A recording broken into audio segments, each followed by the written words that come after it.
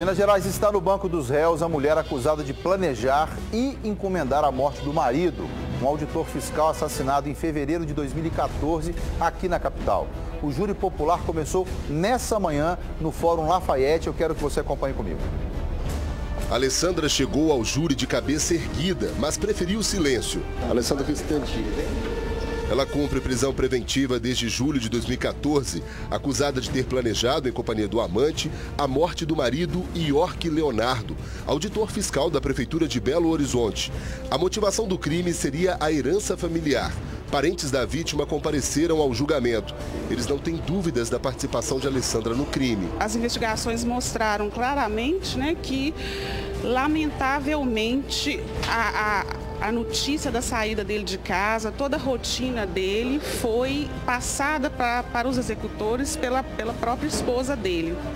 Então a gente espera que ela tenha uma condenação rigorosa, coerente com a barbaridade desse crime. Segundo o advogado da família, Alessandra Lúcia Pereira Lima, de 43 anos, teve um relacionamento extraconjugal com Hernandes Moreira Santos, de 57. O ex-policial civil, que foi expulso da corporação e tem ficha criminal extensa, teria ajudado a mulher a planejar a morte de York. No dia dos fatos, dia 18 de fevereiro, a Alessandra acordou cedo. Quando viu que o York estava saindo, passou uma mensagem para o Hernandes, comunicando que ele está saindo de casa agora.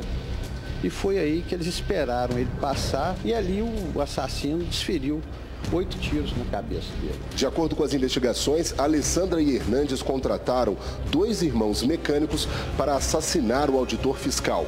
Flávio e Otávio de Matos Rodrigues já foram julgados e condenados, respectivamente, a 6 e 14 anos de prisão em janeiro deste ano. Para o julgamento de Alessandra, o conselho de sentença foi formado apenas por mulheres. 13 testemunhas foram arroladas, 5 de acusação e 8 de defesa. Entre elas, a filha do casal de 15 anos, que, segundo a família, acredita na inocência da mãe.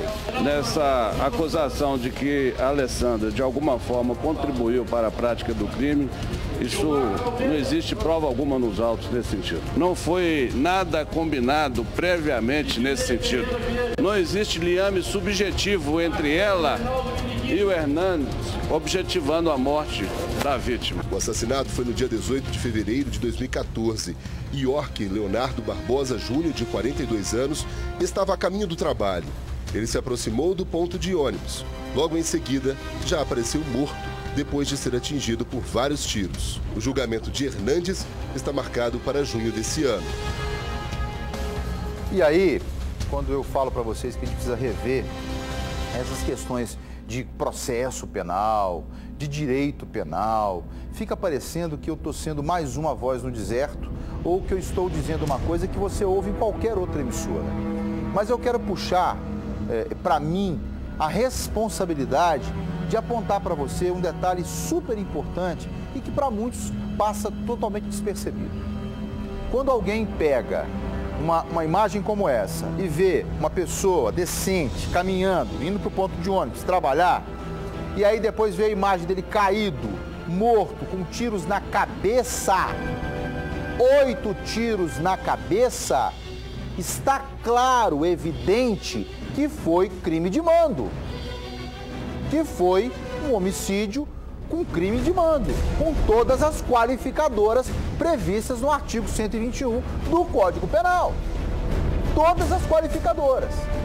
Agora, o que me causa estranheza, e eu acho que é aí que nós temos que começar a movimentar a nossa Constituição Federal, que ela mais parece uma história em quadrinhos, a cada tempo cria-se uma nova expectativa. Eu estava assistindo uma palestra, vou citar o nome, Sua Excelência o Ministro Marco Aurélio Melo, aqui em BH.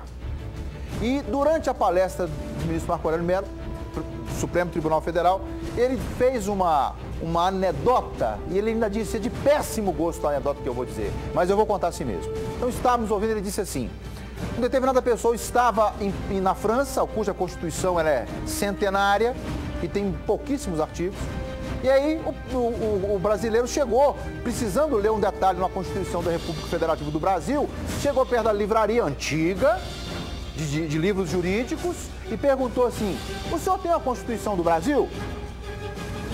Aí o dono da livraria, se vier para cá, eu agradeço demais da conta.